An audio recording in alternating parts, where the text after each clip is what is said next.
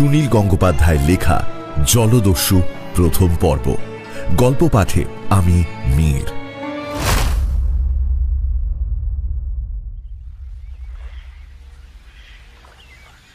বিকেল শেষ হয়ে গেছে, এখনো সন্ধে নামেনি।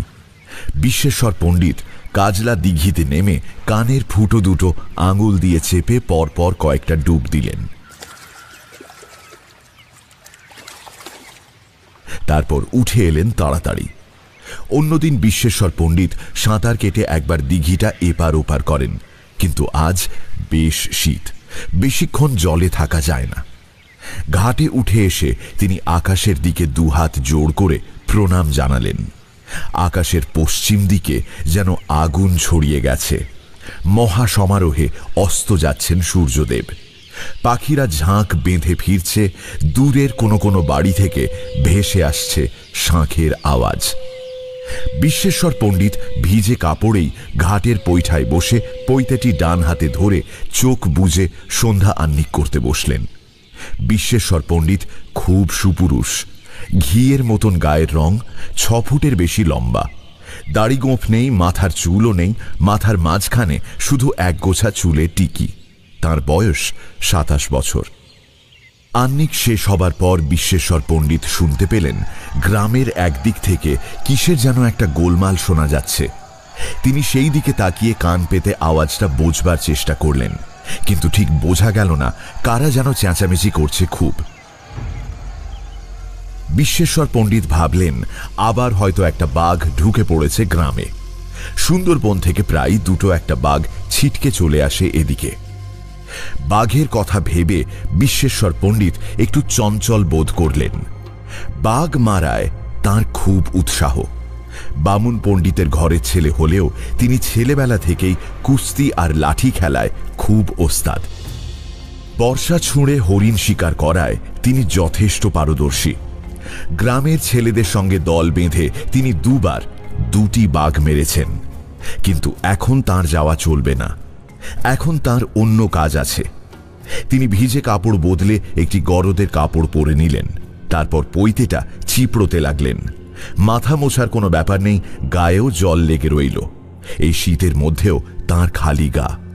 ভিজে কাপড়টা পুকুরের জলে ধুয়ে এনে তিনি মেলে দিলেন ঘাটের ওপর। দুদিকে 2টি গাছের ডাল চাপা দেওয়া রইল। তারপর তিনি এগোলেন মন্দিরের দিকে। শিব মন্দিরটি গ্রামের একেবারে শেষ প্রান্তে। গ্রামের নামও শিবতলা। কয়েক পুরুষ ধরে বিশ্বেশ্বররাই এই মন্দিরের পূজারী। ছেলেবেলায় বিশ্বেশ্বরের দুরন্তপনা দেখে অনেকে ভেবেছিল এ ছেলে বড় হয়ে নিশ্চয়ই পুরুতের কাজ করবে না। কিন্তু কয়েক বছর আগে বিশ্বেশ্বরের বাবা হঠাৎ মারা গেলেন। এ গ্রামে আর একজনও ব্রাহ্মণ নেই, তাই বিশ্বেশ্বরকে বাধ্য হয়েই পুজোর ভার নিতে হলো। ঠাকুরের পুজো তো বন্ধ থাকতে পারে না। গ্রামের লোকেরা এখন তাকে বিশু ঠাকুর বলে ডাকে। বিশ্বেশ্বর পণ্ডিত মন্দিরের সামনে এসে একটু অবাক হলেন। মন্দিরের দ্বার খোলা, ভেতরে প্রদীপ জ্বালা হয়নি। সেখানে কেউ নেই। তিনি ডাকলেন, কুড়ানি, কুড়ানি। কেউ কোনো উত্তর দিল না। তিনি গলা চড়িয়ে আরো কয়েকবার ডাকলেন কুড়ানিকে, তবু কোনো সাড়া পাওয়া গেল না। এরকম তো কখনো হয় না। কুড়ানি নামের মেয়েটি প্রতিদিন এই সময় মন্দিরের দরজা খুলে সামনেটা ধোয়া মোছা করে, প্রদীপ জ্বালে, চন্দন ঘষে রাখে, ফুল তুলে আনে। এই মেয়েটি নদীতে ভাসতে ভাসতে একদিন এই গ্রামের কাছে এসে লেগেছিল। বিশু ঠাকুরই তখন ওকে বাঁচান। মেয়েটি কথা বলে না। বিশু ঠাকুর ওর পরিচয় জানবার অনেক চেষ্টা করেছিলেন, কিন্তু কিছুতেই তা জানা যায়নি। অথচ মেয়েটি বোবা নয়। বিশু ঠাকুর শুনেছেন ও একা একা কথা বলে। তখন ওর বয়স ছিল 6-7 বছর, এখন 10-11। মেয়েটি কারো বাড়িতে থাকতে চায় না। গ্রামের কয়েকজন গৃহস্থ ওকে আশ্রয় দিতে চেয়েছিল, কিন্তু ও বাড়ি থেকে পালিয়ে এসে দিঘির পাড়ে একলা বসে বসে অদ্ভুত শব্দ করে কাঁদে। লোকে ওর নাম দিয়েছে কুড়ানি। এই মন্দিরের কাছেই ও এখন থাকে, পুজোর প্রসাদ খায়। বিশ্বেশ্বর মন্দিরের এদিক ওদিক ঘুরে কুড়ানির নাম ধরে ডাকতে লাগলেন, কুড়ানি, কুড়ানি, এই কুড়ানি। হঠাৎ যেন একটু দূরের একটা ঝোপ থেকে গোঙানির শব্দ ভেসে এলো। মন্দিরটি বহুদিনের পুরনো, চারপাশে অনেক আগাছার জঙ্গল, কাছাকাছি কোনো বাড়ি ঘর নেই। অন্ধকার হয়ে এসেছে, দূরের কিছু দেখা যায় না। বিশ্বেশ্বরের মনে হলো শব্দটা আসছে শিউলি গাছগুলোর কাছ থেকে। একসময় ওখানে একটা বাগান ছিল বোধহয়, এখন সবই জঙ্গল। তার মধ্যে কয়েকটা শিউলি আর স্থলপদ্ম আর একটি লঙ্কা জবার গাছ এখনো রয়ে গেছে। বিশ্বেশ্বর চট করে মন্দিরের মধ্যে ঢুকে চকমকি পাথর ঠুকে প্রদীপ জ্বালালেন।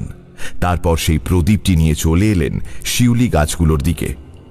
সেখানে এসে প্রদীপের কাঁপা কাঁপা আলোয় দেখলেন মাটিতে লুটিয়ে পড়ে আছে কুড়ানি। বেতের ডালিতে সে ফুল তুলেছিল, সেই ফুল তার মাথার কাছে ছড়ানো। বিশ্বেশ্বরের প্রথমেই মনে হল কুড়ানি মরে গেছে। তিনি অস্ফুট স্বরে বললেন, হায় হতভাগী, হায় হায় হায় হায়। তিনি হাঁটু গেড়ে বসে কুড়ানির একটা হাত নিজের হাতে তুলে নিলেন। এখনো গরম আছে। নাকের কাছে হাত দিয়ে দেখলেন একটু একটু নিঃশ্বাস পড়ছে। তারপরই তিনি আরেকটা বড় নিঃশ্বাস শুনলেন।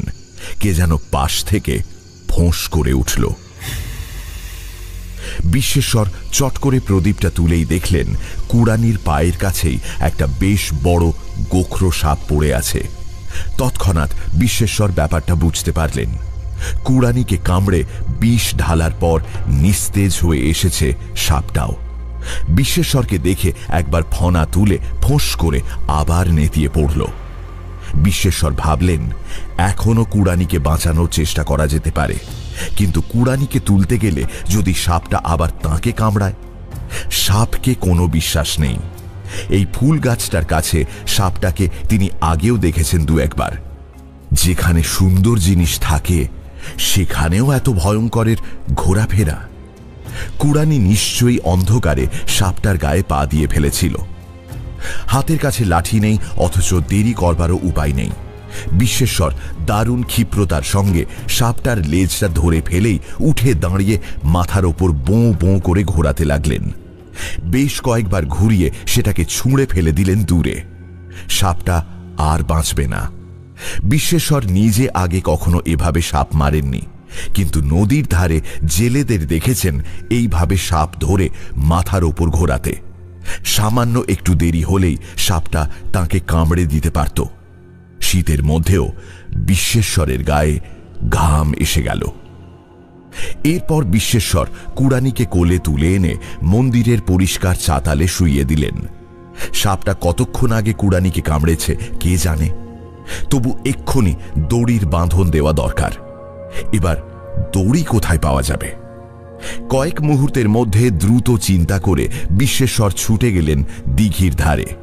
তাঁর যে ভিজে কাপড়টা মেলে দিয়েছিলেন সেটাই তুলে নিয়ে ছিঁড়তে লাগলেন ফালা ফালা করে। সেই সময় গ্রামের ভেতরের গোলমালটা অনেক বেশি বেড়েছে। কারা যেন কাঁদছে, কারা দৌড়োদৌড়ি করছে। সূর্য ডুবে গেলেও পশ্চিমের আকাশ আগুনের মতো লাল। কিন্তু সেই দিকে মন বা কান দেবার সময় নেই বিশ্বেশ্বরের। তিনি তাড়াতাড়ি ফিরে এসে বাঁধন দিতে লাগলেন কুড়ানিকে। ওর ডান পায়ে কামড়েছে সাপটা। পরপর কয়েকটা বাঁধন খুব কষে দেওয়ায় কুড়ানি একবার গোঙানি দিয়ে উঠল। এই সময় কুড়ানিকে জাগিয়ে রাখা দরকার বলে তিনি চাপড় মারতে লাগলেন কুড়ানির গালে। কয়েকজন লোক দুধ দাঁড় করে ছুটে এলো মন্দিরের সামনে। অসম্ভব ভয় পাওয়া গলায় তারা চিৎকার করে উঠল, বিশু ঠাকুর পালাও, পালাও, হারবাদ এসেছে। তারা আর এক মুহূর্ত দাঁড়ালো না, হুড়মুড় করে ছুটে গেল জঙ্গলের দিকে। হারমাদ শুনে বিষম চমকে উঠলেন বিশ্বেশ্বর। হারমাদের কথা তিনি শুনেছেন, সবাই শুনেছে, কিন্তু এদিকে তো কখনো হারমাদ আসেনি। এই হারমাদ জলদস্যুরা অসম্ভব নিষ্ঠুর, অসম্ভব হিংস্র, সামান্যতম দয়ামায়াও এদের নেই। এরা মা বাবার সামনে সন্তানকে এক কোপে কেটে ফেলতে পারে, তারপরও আবার হা হা করে হাসে। আরো কিছু লোক ছুটে এলো এদিকে। তারাও ওই এক কথা বলল, পালাও, পালাও বিশু ঠাকুর, পালাও। প্রাণ বাঁচাতে গেলে বিশ্বেশ্বরের এখন পালানোই দরকার। কিন্তু কুড়ানিকে নিয়ে কি করবেন?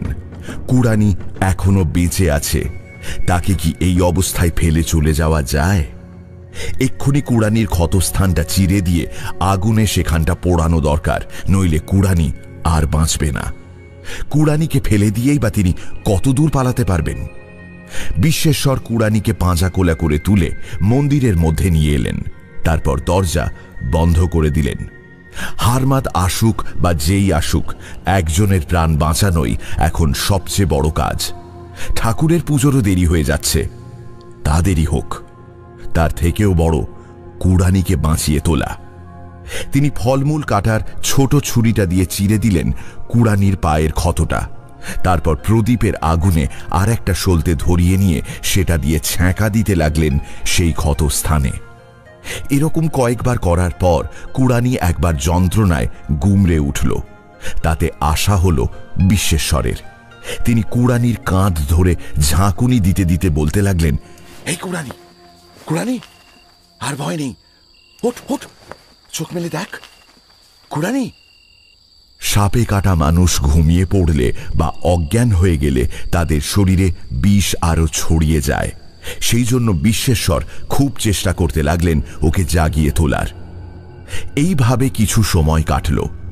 মাঝে মাঝে বিশ্বেশ্বর বাইরে কিছু লোকের ছোটাছুটির আওয়াজ পেলেন, কিন্তু বিশ্বেশ্বর কুড়ানিকে নিয়েই ব্যস্ত। এক সময় দুমদাম করে মন্দিরের দরজায় ধাক্কা পড়ল। বিশ্বেশ্বর ভাবলেন, নিশ্চয়ই গ্রামবাসীরা কেউ কেউ এই মন্দিরে আশ্রয় নিতে চাইছে। হারমাদরা লুটপাট করতে আসে, এই পুরনো ভাঙা শিব মন্দিরে তারা কিছুই পাবে না। ফিরিঙ্গি হলেও হারমাদরা জানে কোন মন্দিরে কি পাওয়া যায়। বিশ্বেশ্বর হেঁকে জিজ্ঞেস করলেন, কে? বাইরে থেকে কিছু দুর্বোধ্য চিৎকার ভেসে এলো। বিশ্বেশ্বর বললেন, দরজা খোলা হবে না, এখানে কেউ আসতে পারবে না। এবার দরজায় আরো জোরে ধাক্কা পড়ল। মনে হয় কারা যেন বাইরে থেকে দরজাটা ভেঙে ফেলতে চাইছে। মন্দিরের মধ্যে আর লুকোবার জায়গা নেই, অন্য দিক দিয়ে বেরিয়ে যাবারও পথ নেই। শিবলিঙ্গের পিছনে একটা ত্রিশূল গোঁজা আছে। বিশ্বেশ্বর এক টানে তুলে নিলেন সেটা। বামুন পণ্ডিত হলেও তিনি সাহসী সবল পুরুষ। লড়াই না দিয়ে মন্দিরের অধিকার ছাড়বেন না। পুরনো দরজা মড়মড়াত করে সেটা ভেঙে পড়ল একটুক্ষণের মধ্যেই। বিশ্বেশ্বর ত্রিশূল উঁচিয়ে বললেন, সাবধান। কিন্তু এ কথা বলার সঙ্গে সঙ্গেই বিশ্বেশ্বর তাড়াতাড়ি ত্রিশূলটা ফেলে দিলেন পায়ের কাছে। তিনি দেখলেন প্রায় ২০-২৫ জন ফিরিঙ্গি দস্যু দাউ দাউ করে জ্বলা মশাল হাতে নিয়ে দাঁড়িয়ে আছে সেখানে। একেবারে সামনে যে, সেই নিশ্চয়ই ওদের দলপতি। সে প্রায় ৩ জন মানুষের সমান মোটা আর তেমনি লম্বা। মুখ ভর্তি লালচে রঙের দাড়ি, মাথায় একটা মস্ত গোল টুপি, গায়ে একটা চামড়ার কোট। দস্যুদের সকলের হাতে খোলা তলোয়ার, শুধু ওদের দলপতির হাতে লম্বা পিস্তল। সেই পিস্তল সে তাক করেছিল বিশ্বেশ্বরকে মারবার জন্য। এদের সঙ্গে লড়াই করে কোনো লাভ নেই বুঝেই বিশ্বেশ্বর ত্রিশূলটা তাড়াতাড়ি ফেলে দিয়ে হাত জোড় করে দাঁড়ালেন। কয়েকজন দস্যু ঢুকে এলো মন্দিরের মধ্যে। ওদের সর্দার বিশ্বেশ্বরের গালে এক চড় মেরে বলল, দরজা বন্ধ রেখেছিলি কেন রে কুকুরের বাচ্চা? দস্যু সর্দারের হাতের এমনই জোর যে সেই চড়ের সঙ্গে সঙ্গে বিশ্বেশ্বরের ফর্সা মুখে ৫টা আঙুলের লাল দাগ দেখা দিল। রাগে অপমানে বিশ্বেশ্বরের সারা শরীর জ্বলে গেল। অথচ এখন রাগ দেখিয়েও কোনো লাভ নেই। তিনি বিনীতভাবে বললেন, সাহেব, আমি একজন পুরুত বামুন, এই মন্দিরে কিছুই নেই। বলে দস্যু সর্দার পিস্তলের বাট দিয়ে সজোরে মারল বিশ্বেশ্বরের নাকে। সঙ্গে সঙ্গে দরদর করে রক্ত পড়তে লাগল। বিশ্বেশ্বর চুপ করে গেলেন। এরা অকারণে নিষ্ঠুরতা দেখাতে ভালোবাসে। বিশ্বেশ্বরের দারুণ ইচ্ছে হল ওই দস্যু সর্দারের গালে একখানা প্রকাণ্ড চড় ও নাকে একখানা ঘুষি মারতে, কিন্তু তাহলে এখনই ওরা তাকে খুন করবে। এত তাড়াতাড়ি মরে লাভ কি? বিশ্বেশ্বর মনে মনে প্রতিজ্ঞা করলেন, বেঁচে থাকলে ঠিক এর শোধ নেবেন। দস্যুরা মন্দিরের মধ্যে তছনছ করতে লাগলো। দামি জিনিস কিছুই নেই, শুধু রয়েছে কয়েকটা বড় বড় পেতল কাঁসার বাসন। সেগুলোই ঝনঝন করে ছুঁড়ে ফেলতে লাগলো বাইরে। মাটিতে পড়ে থাকা কুড়ানিকে দেখে দস্যু সর্দার বলল, এটা কে? বিশ্বেশ্বর বললেন, সাহেব, ও অসুস্থ। দস্যু সর্দার পা দিয়ে জোরে ঠেলে দিল কুড়ানিকে। কুড়ানি কয়েক পাক গড়িয়ে গেল। সর্দার মশাল নিয়ে কুড়ানির মুখের কাছে ঝুঁকে দেখে বলল, মেয়ে, চল, একেও নিয়ে চল। দস্যুরা ঠেলাঠেলি করে বাইরে নিয়ে এলো বিশ্বেশ্বরকে। কয়েকজন তাকে জাপটে ধরে হাত দুখানা পিছ মোড়া করে বাঁধল, তারপর দাঁড় করিয়ে দিল এক পাশে। বিশ্বেশ্বর দেখলেন সেখানে আরো ২০-২৫ জন নারী পুরুষ তাঁরই মতন হাত বাঁধা বন্দী। দস্যুরা কুড়ানিকেও চ্যাংদোলা করে এনে একটা বাঁশের সঙ্গে হাত পা বেঁধে দিল। তারপর সেই বাঁশটা বিশ্বেশ্বর ও আরেকজন বন্দীর কাঁধে তুলে দিয়ে বলল, চল, কুত্তির বাচ্চারা সব চলে। সার বেঁধে বন্দীদের হাঁটিয়ে নিয়ে চলল দস্যুরা। এই অবস্থাতেও বিশ্বেশ্বর অবাক হয়ে ভাবলেন, দস্যুরা তাঁদের নিয়ে চলেছে কোথায়? দস্যুরা সাধারণত লুটপাট করেই চলে যায়, কয়েকজনকে খুনও করে, কিন্তু একসঙ্গে এত লোককে ধরে নিয়ে গিয়ে তাদের লাভ কি? কয়েক পা যাবার পর পেছনের বন্দীটি বলল, বিশু ঠাকুর, তুমিও পালাতে পারলে না? বিশ্বেশ্বর চমকে মুখ ঘোরালেন। পিছনের বন্দীটির সারা মুখ রক্তাক্ত, বুকের ওপর আড়াআড়ি তলোয়ারের কোপ পড়েছে মনে হয়। মুখ দেখে চেনা যায় না, কিন্তু গলার আওয়াজে চিনলেন। এর সঙ্গে ছেলেবেলায় অনেক খেলা করেছেন বিশ্বেশ্বর। এ গ্রামের সবচেয়ে জোয়ান। ও খালি হাতে একবার একটা বুনো শুয়োর মেরেছিল। বিশ্বেশ্বর বললেন, নিতাই, তোর এই অবস্থা? নিতাই বলল, ঠাকুর, আমার ডান কাঁধে বড় ব্যথা, সে কাঁধেই বাঁশটা চাপিয়েছে। একটু দাঁড়াও, কাঁধটা বদলে নি। বিশ্বেশ্বর দাঁড়িয়ে পড়লেন। দুজনেরই হাত বাঁধা, বাঁশটা সরাবেন কি করে? নিতাই চেষ্টা করল বাঁশটাকে কামড়ে ধরবার। অমানসিক শক্তিতে সে কোনো ক্রমে বাঁশটাকে দাঁতে চেপে সেই অবস্থাতেই বাঁশটাকে নিয়ে এলো বাঁ কাঁধে। এর মধ্যে আবার পেছনের লোক ঠেলা মারছে।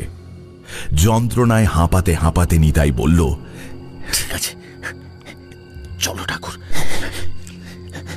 বিশ্বেশ্বর জিজ্ঞেস করলেন, আমাদের কোথায় নিয়ে যাচ্ছে জানিস? নিতাই বলল, তাও জানো না, আমাদের বিক্রি করবে। তুমি বামুন, শেষ পর্যন্ত তুমিও কৃতদাস হবে। এর চেয়ে তুমি মরে গেলে না কেন? এই সময় একজন দস্যু তাদের দুজনের পিঠে চাবুক কষিয়ে বলল, কোনো কথা নয়।